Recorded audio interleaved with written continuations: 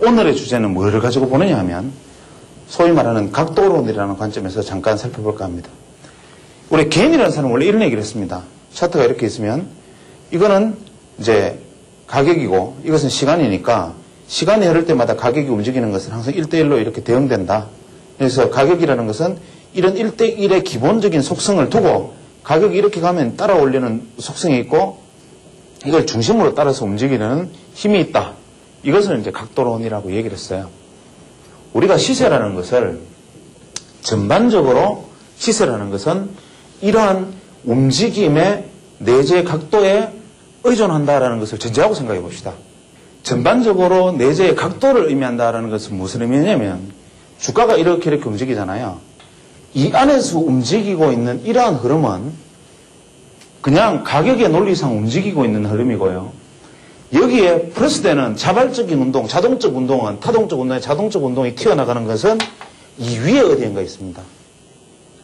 그래서 이 위에 어디인가 선을 꺼서 기준을 삼고 매수해서 청산하거나 이점 줄을 꺼가지고 여기 오면 매도하고 뭐 대충 이렇게 해서 이쯤 매도해서 여기에 청산하거나 뭐 이런 형태의 방식을 취하겠죠. 시장이 이렇게 움직이는데 나는 위에다 선을 꺼버린다. 그것도 눈 감고. 시장이 이렇게 떨어지고 있는데 나는 여기다 끄고 여기까지 오면 여기서 매도한다. 이러는 거. 오를 때 여기에 끊고 여기서 매수한다. 이게 객기로 보이시지요. 때에 따라서는 객기입니다. 아무 때나 이렇게 하면은 객기가 맞아요.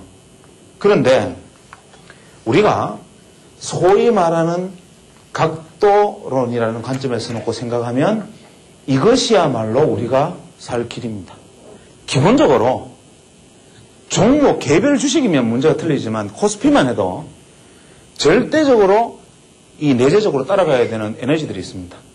이게 어떤 경우에는 주가가 이렇게 막 올라가면 이렇게 가는 경우가 있고 어떨 때는 각도가 이렇게 되는 경우 각이 틀려서 그런 것이지 기본적으로는 어떤 각이든 단기적인 각은 이럴 수도 있고 이럴 수도 있고 이럴 수도 있고 다 좋아요.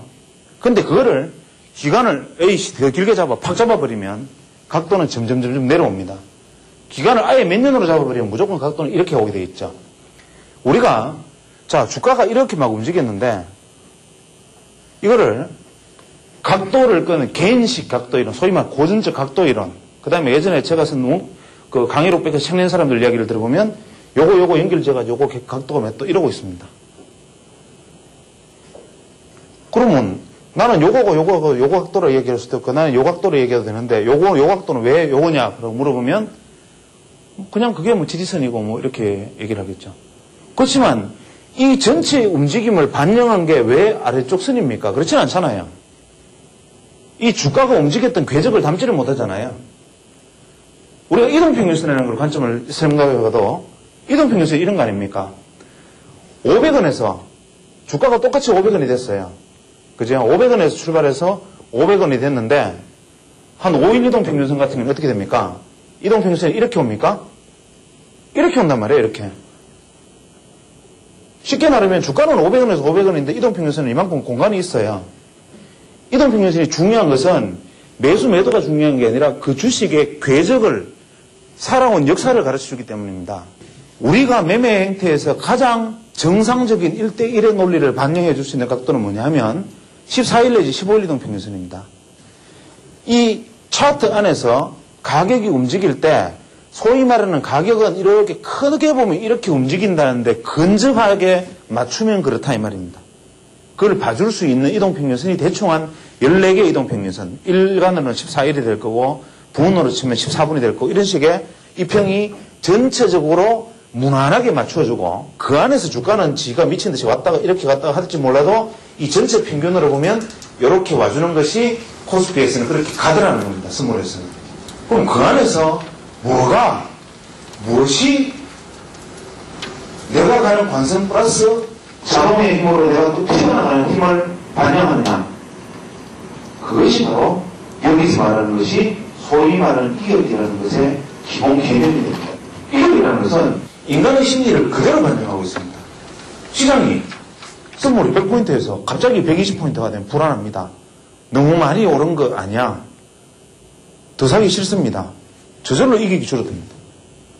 100포인트에서 갑자기 90포인트, 80포인트 되면 너무 많이 떨어진 거 아니야. 매도하기가 불안한 거죠.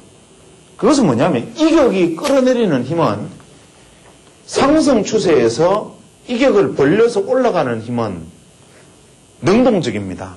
직접적으로 매수해서 끌어들여야 됩니다. 이격이 좁아지는 힘은 수동적입니다. 저건 너무 많이 간 거 아니야 하면서 끌어들이려는 매수세들이 위축되는 것이죠. 매도 마찬가지입니다. 그렇기 때문에 이격이 확대되는 과정은 능동적이고 이격이 축소되는 과정은 수동적이에요. 차트가 이렇게 있습니다. 주식이 상승을 합니다. 이렇게 와서 상승을 해서 자, 이런 모습을 파동으로 보여줬다고 가정하죠. 이 아이가 여기까지 이겨가고 여기서 이겨가고를 비교해 보세요. 올라가는 과정에서 이격은 주가가 오른 것뿐만 아니라 이격은 계속 확대되고 있습니다. 여기서는 당연히 이격이 떨어지고 주가가 같이 떨어집니다. 여기 오면 영선이 되지요. 14일평이라면. 그러면 이격도의 그림은 어떻게 됩니까? 주가가 이렇게 이격이 갔다가 이렇게 0으로 돌아와 있죠. 이게 100이죠, 사실은. 그죠? 이게 110, 마이너스 110이니까 그냥 표현하기 따른데 이격이 100이다 하면 제로로 넣을 수도 있는 거지요. 그러면 여기서 다시 벌린다고 가정하죠. 여기 벌렸습니다. 여기까지 벌렸어요. 어떻게 됩니까? 주가가 고가를 갱신합니다. 맞습니까? 근데 이 최대 이격에 비해서 이 이격은 어떻습니까? 아직은 낮아요. 이것은 뭘 의미하냐면 고가를 돌파하고 죽을 수도 있다는 얘기예요. 그 다음에서 이격이 쭉쭉쭉쭉 확대되면 파동상 이 파동보다 이게 훨씬 더 큰 파동이었죠. 그 다음에는 우리는 무엇을 준비합니까? 그 다음 파동은 이것보다 적은 파동일 수 있잖아요. 주가는 높아지더라도. 쉽게 말하면 청상파동이죠. 여기 또 이격이 쭉쭉쭉 축소되다가 넓혀지기 시작하는데 여기 오면 주가는 고가를 돌파했습니다. 돌파를 했는데 어라? 분명히 주가는 고가를 돌파했는데 이격은 그때보다 낮습니다. 이것도 그러면 어떻게 되겠습니까? 가서 이렇게 온단 말이에요. 이격은. 분명히 이렇게 온단 말이에요. 주가는 고가를 돌파했는데 그 다음에 이렇게 오죠. 이렇게. 이게 다이버전스잖아요. 주가가 이격을 벌려나가는 파동이 마무리됐다는 건데 예를 들어서 우리가 횡보라는 걸 가정을 해보죠. 이격이 최대 이격이었고 이격이 조금 늘어졌지만 이것보다는 이격이 돌파하는데 실패했습니다. 주가는 고점을 돌파하는데 이격은 고점이 낮아졌죠. 다이버전스가 지금 발생했고 차트상으로 보면 다이버전스가 발생했을 겁니다. 이격도에서는. 그러면 여기서 계속 횡보를 하면 어떻게 됩니까? 분명히 주가는 움직임이 없거나 오히려 주가가 올라 있을 수도 있습니다. 그렇지만 이격도는 어떻게 됩니까? 마이너스로 가버리죠. 이게. 그래서 쭉쭉쭉쭉쭉 가면은 마이너스 폭이 점점 커집니다. 그렇지요. 그 다음에서 만약에 주가가 이렇게 만약에 조금만 움직이거나 이렇게 움직이면 여지가 무지하게 커지는 거지요. 각도의 관점에서 만약에 살펴보면 이렇게 올라가서 주식이 이격을 줄이면서 이것을 돌파에 들어갔다는 이야기는 뭐냐 하면 이것은 새로운 각도를 마이너스로 접어드는 순간 새로운 각도를 형성했다 이 말입니다. 그러니까 쉽게 말하면 주가가 이렇게 올라가는 냅둬도 이렇게 올라가는 힘을 이제 냅둬도 떨어지는 쪽으로 방향이 갔다 이 말이지요. 이 상황은 뭐냐면 외부 변수 요인이 없다면 매수 매도의 수급 논리로는 주가는 이제 냅두면 떨어지는 쪽으로 지금 가고 있는 거죠. 이거를 들어올리는 힘은 어떻게 되냐면 관성을 가로지르면서 극단적으로 치고 나가는 힘 이외에는 오히려 놔두면 떨어지는 쪽으로 흘러가는 겁니다. 그게 이격이 방향이 밑으로 내려가 있는 거지요.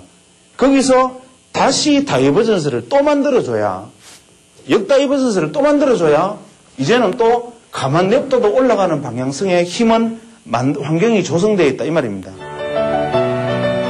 시사란 결국 움직임의 내재 각도에 의존하기 마련.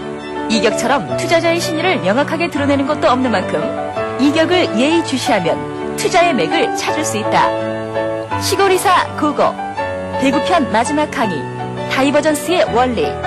다음 주를 기대해 주세요.